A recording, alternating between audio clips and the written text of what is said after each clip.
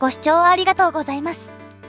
今回は廃駅と未成駅が共存する区間のご紹介です。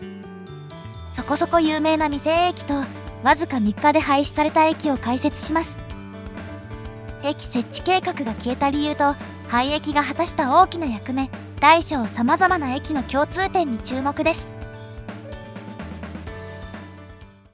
私が今乗っているのは京成本線の下り列車です。京成本線は京成上野駅から成田空港駅までを結ぶ全長 69.3 キロの路線。京成の基幹路線であり、創業時にできた区間の一部を含んでいます。京成本線の末端区間では普通や快速といった階の種別が途中駅で折り返すようになります。それに応じて速達列車が各駅に止まるようになるという郊外路線の末端区間でよくある停車パターンです。京成碓水駅に到着です。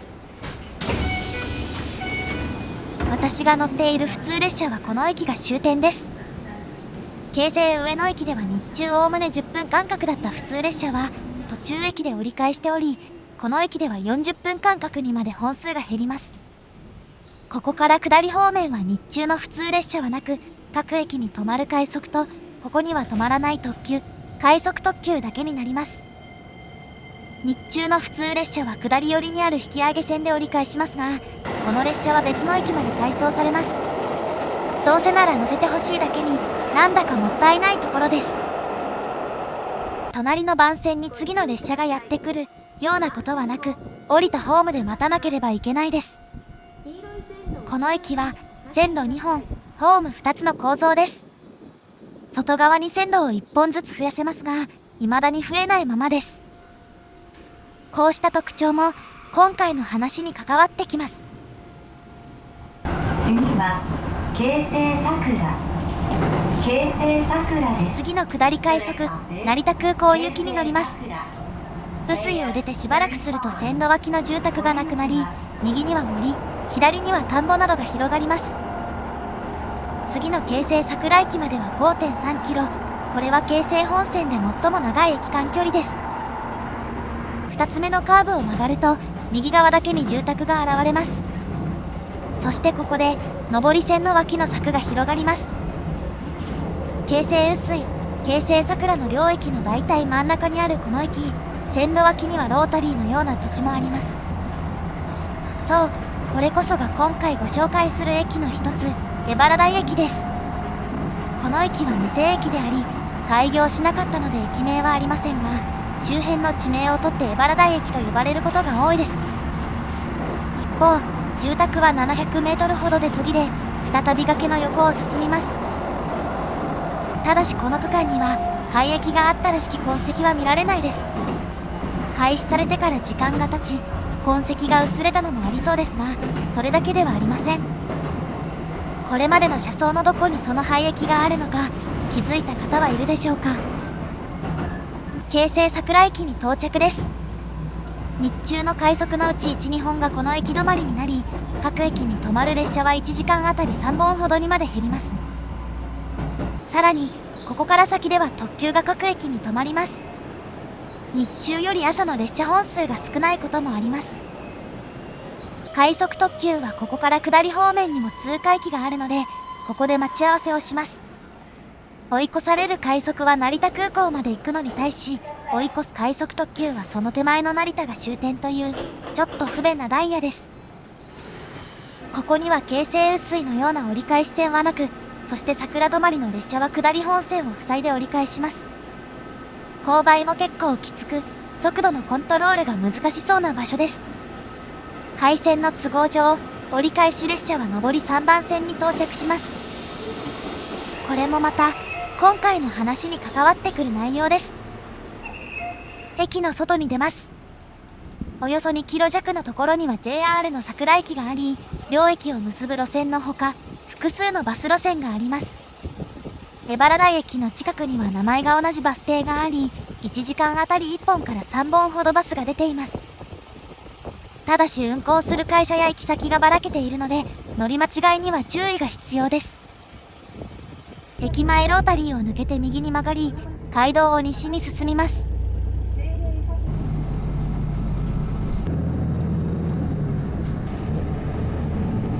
バスに揺られて10分余り、江原台の住宅地に到着です。普通に歩いていると忘れそうですが、ここは車窓に映っていた高台にあります。ここを右に曲がると、緩やかな坂が、突き当たりが江原台駅ではありません。傾斜の急な階段を降り、ようやく線路と近い高さまで降りてきます。向かって左では、奥で道路の幅が狭くなります。逆側はそうでもないので、そちらがアクセスルートに位置づけられているのでしょうか。ここが江原台駅のロータリーにあたる場所です。南北40メートル、東西60メートルの巨大なスペースで、縦横に30メートルほどの京成桜駅のロータリーより広いです。ここは全体が線路と同じ高さではなく、線路に向かって緩やかな下り坂です。地面には白線やマーキング一つなく、かなり歪な空間です。なお、線路に沿って細い道路があるため、超巨大な T 字路とも言える構造です。通過する車はウインカーなどは特段つけず、斜めに突っ切っていくことが多いです。京成3700型、上り快速京成上野行きが通過です。車内の様子を見る限り、乗車率はかなり低いようです。この辺りは長さ230メートルにわたって柵が線路から離れています。京成の一般車両は1両あたり18メートルなので、12両分余りの長さです。ホームを置けそうな感じもしますが、幅は5メートルほどしかなく、駅の施設を収めるには足りないです。場所によってはレールが置かれており、保線業務に活用されているようです。フェンスに仕込まれた扉も、こうした場所に作業員がアクセスするためのものらしく、フェンスが線路から離れているのもそれが理由のようです。建物があるのは線路の南側だけで、北側には田んぼなどが続きます。北側の柵は線路からそれほど離れておらず、レール置き場などにもなっていないようです。住宅以外には、右奥に見える風車が特徴的な施設、さくらふるさと広場があるだけです。これは、近くにある印旛沼から流れ出る川、鹿島川のほとりにある公園です。オランダ風の庭園と、実際に回る風車で知られています。昼下がりにのんびりできる場所ですが、バスの本数がいまいち少ないなど、アクセスには課題があります。周りの様子からなんとなく想像できる通り、江原台駅が未成駅となった理由、それはニュータウン開発の不振です。江原台周辺の区画整理事業は、1974年に事業認可公告がなされ、1982年まで続いています。当時から新駅設置計画があり、車窓に映っていた広場もその時作られたものです。そしてこの前後の時期に、周辺にはニュータウン開発に伴って開業した駅が複数あります。八千代台駅は1956年3月に開業した駅です。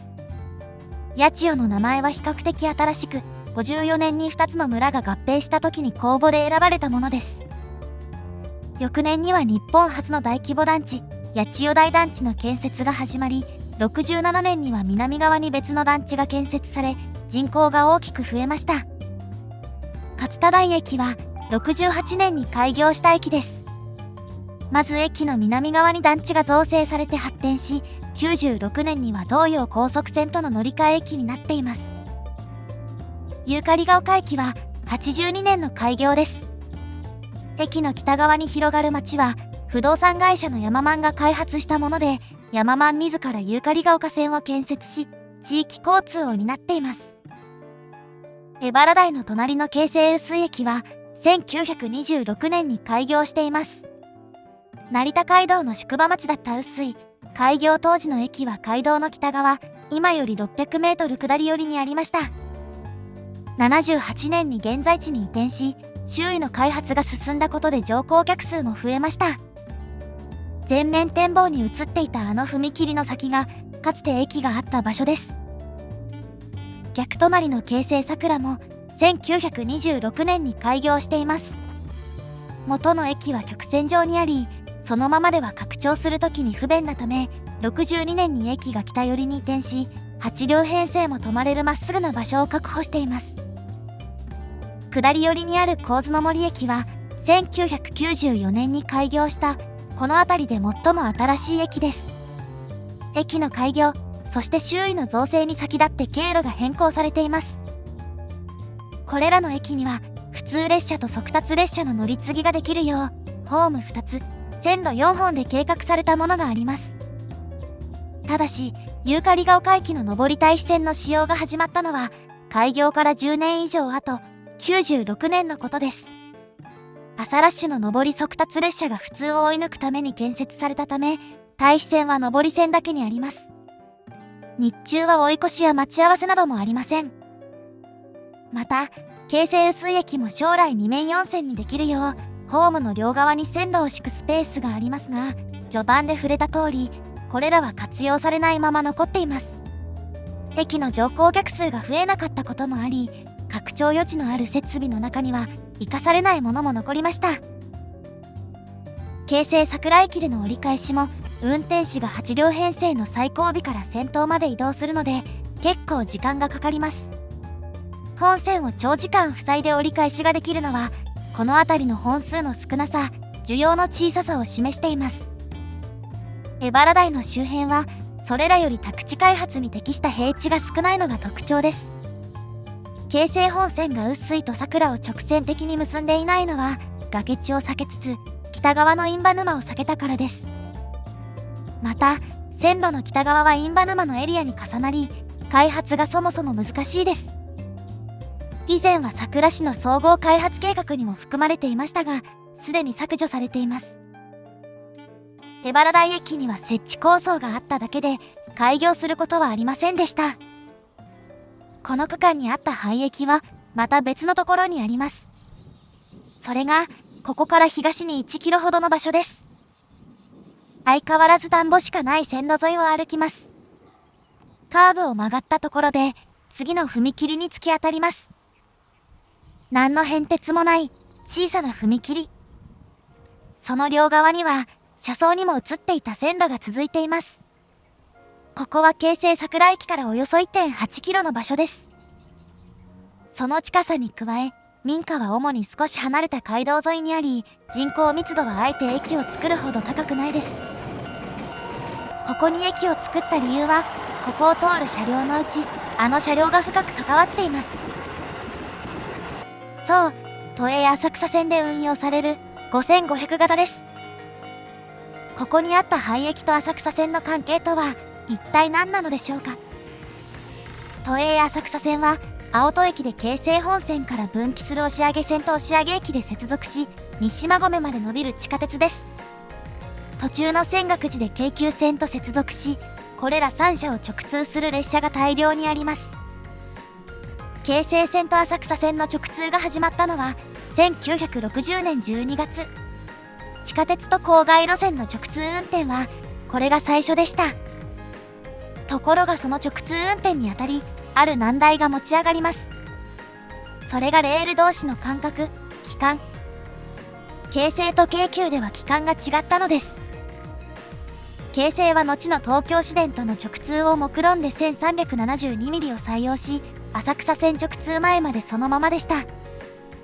一方の京急は開業時は 1435mm だったものの、当時の東京市電との直通のため開業5年後の1904年 1372mm に変更しています。その後1933年には神奈川県南部に路線を有する私鉄との合併と直通のため期間を 1435mm に戻していました。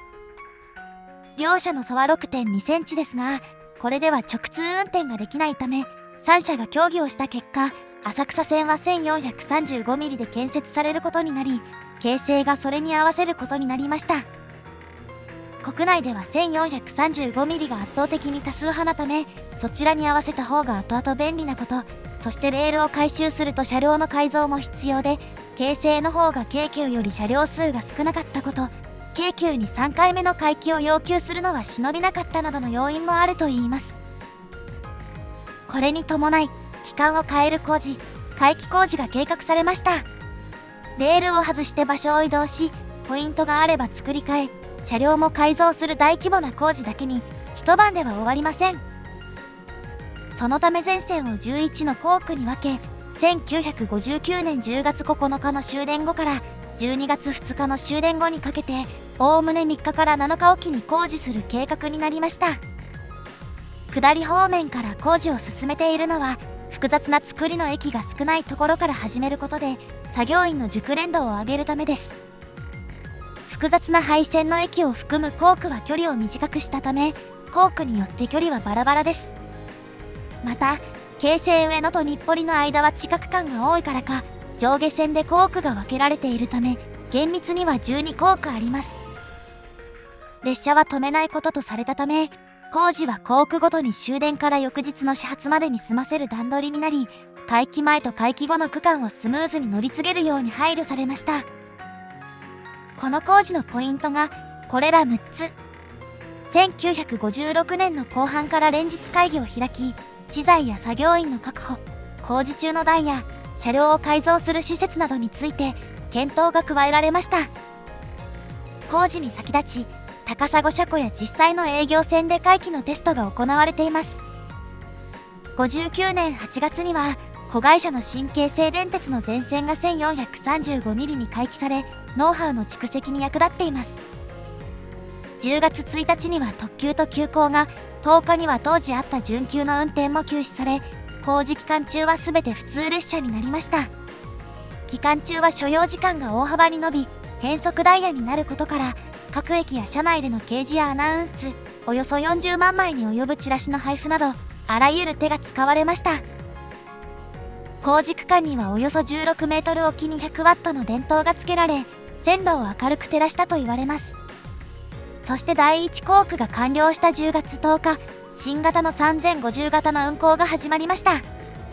この車両は浅草線直通のために製造され、最初から 1435mm 対応で製造されたため、回帰が済んだ区間から投入されました。まさしく、京成の新時代の象徴です。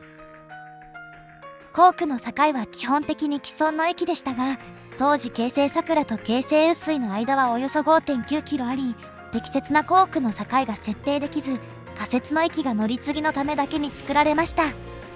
それが先ほどの表にも載っていた、この場所にあった仮設の駅、桜碓水中間仮駅であり、近くを流れる鹿島川から名前を取って、鹿島川仮設乗り継ぎ場などとも呼ばれました。ホームの長さは4両分で、幅はおよそ6メートルほど、線路の両側が斜面になっているため、長めの部材で骨組みを作ってホームを支えていました。この駅は回帰工事中の乗り継ぎだけが目的のため、改札などはありませんでした。また、工区の境の駅のうち、例えばお花茶屋駅では、2本の線路の両側にあるホームがこのように改修され、同じホームで列車を乗り継げるようになっていましたが、ここにはそうした配慮は皆無。ホームは上下線の脇に設けられ、列車を乗り継ぐには、ホームの両端についている踏切を渡る必要がありました。そしてこの駅には屋根もなく、工事期間中には雨の日もあったため、乗り換える乗客で踏切はごった返していました。一連の回帰工事では事故もなく、工程を2日短縮し、11月30日の終電後の工事をもって完了。翌12月1日から全線で通常ダイヤで運行されています。廃止から60年以上が経ち、架線を支える柱は建て替えられています。この踏切の上り寄りには、下り線から上り線へ移るためのポイントがあったのですが、痕跡はありません。その後、1960年代からは各社とも本格的に輸送量が増え、こうした回帰工事は難しくなりました。後に都営新宿線と直通することになった京王電鉄では、同じく 1372mm から 1435mm への回帰を打診されたものの、工事期間中の輸送力確保などの問題が大きすぎたため見送られ、新宿線が 1372mm の期間で建設されています。回帰工事に伴ってデビューした3050型は95年に引退し、すでに京成から姿を消しています。この仮駅の痕跡は歴史に消えてしまいましたが、その功績は今も京成を支えています。ご視聴ありがとうございました。